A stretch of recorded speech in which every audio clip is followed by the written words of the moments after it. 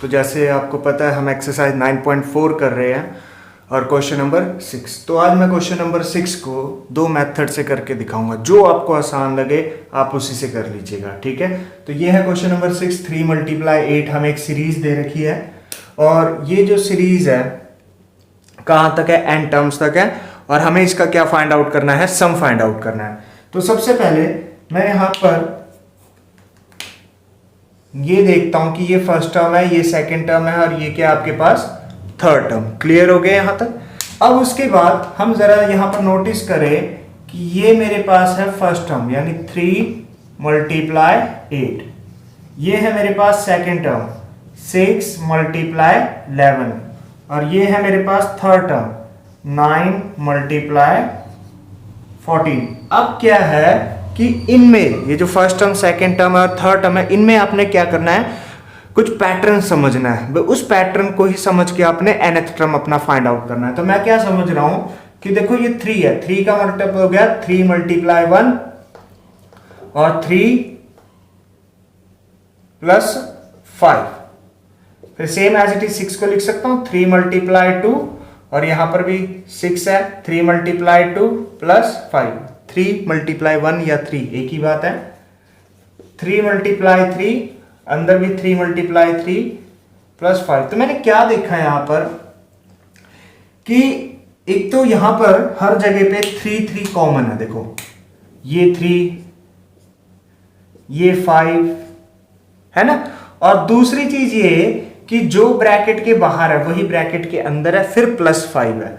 तो इसका मतलब ये हो गया कि अगर मेरे पास यहाँ nth टर्म है तो देखो 3 तो हर एक में है, इसका मतलब फर्स्ट टर्म में भी बाहर 3 है, थर्ड में सेकंड में भी है, थर्ड में भी, तो इसका मतलब nth टर्म में भी क्या होगी 3 तो है ही है। फिर मल्टीप्लाई, फिर मैंने देखा यहाँ 1 है तो यहाँ 1 है, यहाँ 2 है तो यहाँ 2 है, यहाँ 3 है तो यहाँ 3 है, तो यहाँ n है तो 3 के साथ क्या मल्टीप्लाई हो गया n।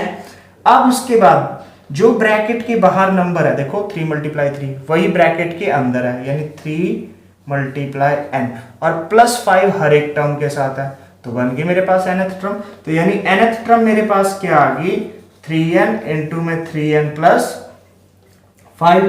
अब यहां से nth टर्म = 9n² + 15n। तो ये है मेरे पास nth टर्म जो मैंने पैटर्न को समझ के बनाया है। अब उसके बाद मैं क्या करता हूं, taking summation both side, summation ले रहा हूं बोथ साइड इसके। तो जब समीशन लूंगा तो summation an = summation 9n² + summation 15n, यहां तक भी हो गया। अब उसके बाद समीशन an, देखो समीशन an का मतलब समझो a1 + a2 + a3 + an यानी सम ऑफ n टर्म्स, जिसे मैं क्या लिख सकता हूं Sn भी लिख सकता हूं। अब समीशन n² का मतलब समझो, समीशन n² का मतलब 1² 2² 3² + n², जिसे मैं लिख सकता हूं n × n + 1 2n + 1 / 6। और समीशन n का मतलब सम of n natural number 1 + 2 + 3 + n, जिसे मैं लिख सकता हूं n × n + 1 / 2। क्लियर हो गया, देख लो एक बार। अब यानी ये चीजें तो मुझे पता लग गई, तो इसका मतलब अब मैं सारी वैल्यूज पुट कर दूं, ठीक है। ये आपको समझाने के लिए मैंने लिखा था। अब समीशन an का मतलब क्या हो गया, सम ऑफ n टर्म्स, 9 बाहर n², 15 बाहर समीशन n, तो Sn = 9 n × n + 1 2n + 1 / 6 + 15 n × n + 1 / 2। 3 3 = 9 3 2 = 6। तो Sn = क्या कॉमन आ गया, एक तो 3 कॉमन आ गया, एक 2 कॉमन आ गया, एक n × n + 1 कॉमन आ गया। तो अंदर क्या बचा 2n + 1 और यहां पर 5। तो Sn = 3/2 n × n + 1 2n + 6, ठीक है। तो ये है आपका आंसर। तो अब हम देखते हैं सेकंड मेथड। भाई सेकंड मेथड से हम कैसे फाइंड आउट कर सकते हैं। वैसे आप कोई भी एक मेथड यूज कर सकते हो, ठीक है ना। वो सेकंड मेथड इसलिए कर रहे हैं, कई बार बच्चों को ये होता है कि हमें नहीं पता लग रहा, हमें पैटर्न नहीं समझ आ रहा, तो उसके लिए हमारे पास सेकंड मेथड भी है।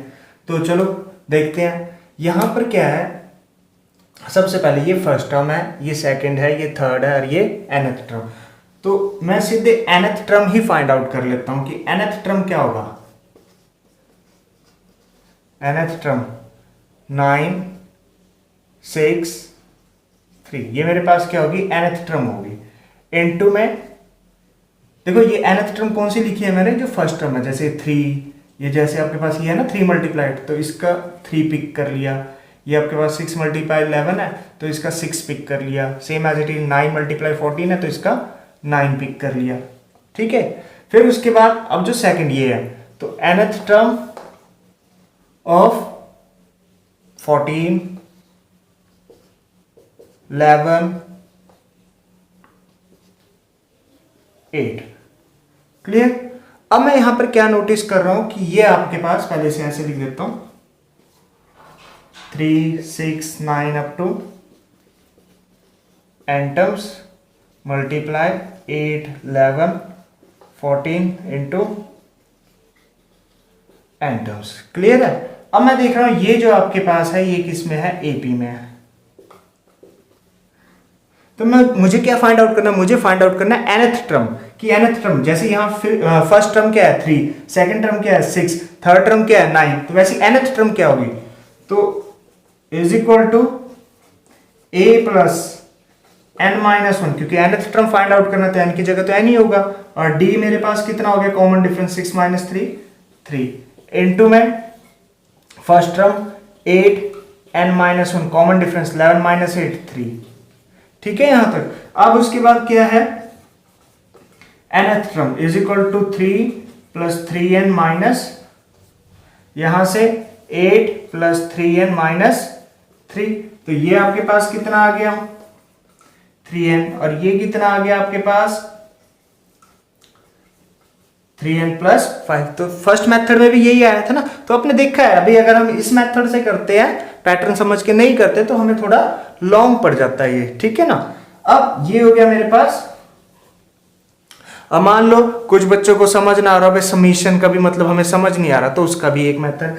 उसके लिए हम क्या करते हैं, n की वैल्यू 1 2, सबसे पहले इसे ऐसे लिख लीजिए, मल्टीप्लाई करके 9n² प्लस 15n।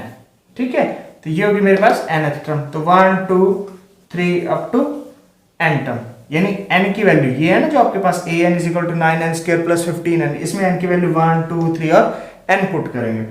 तो सबसे पहले a1, तो क्या आ जाएगा 9 into 1² plus 15 into 1, a2 9 into 2² plus 15 into 2। Clear है। Same as it is a3 put कर देता हूं, a3 9 इंटू 3² यहां पर पुट कर रहा हूं, प्लस 15 इंटू 3।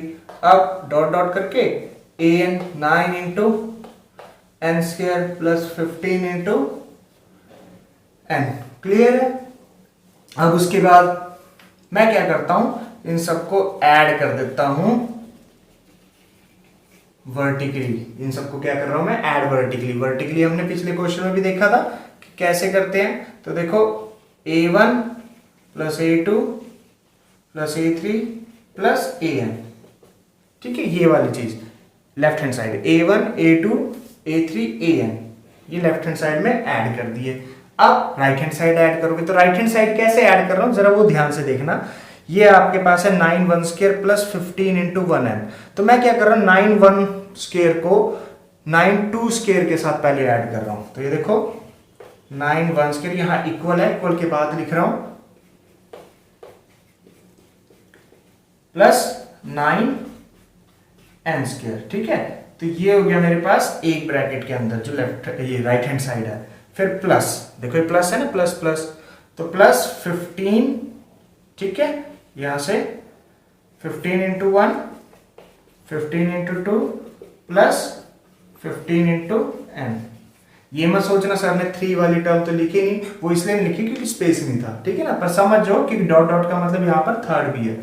अब a1 a2 a3 an का मतलब क्या हो गया आपके पास सम ऑफ n टर्म्स, और 9 देखो सब में से कॉमन आ रहा है, तो ये क्या बन गया आपके पास 1 square 2 square 3 square plus n square, plus में 15 कॉमन आ रहा है, 15 कॉमन आ गया 1 प्लस 2 प्लस 3 प्लस n, तो ये बिल्कुल वही नहीं बन गया sum of n terms is equal to 9 into में sum of the square of n natural number, n into में n plus 1 2n plus 1 by 6, और यहाँ 15 इंटू में n plus 1 into n by 2, 3 3 जा 9 3 2 जा 6। तो आपने देखा है कि अगर हम इस सिंपल मेथड से करते हैं तो हमें बहुत ही लॉन्ग पड़ता है, तो आगे जो हम क्वेश्चन करेंगे वो फर्स्ट मेथड से करेंगे, समीशन से।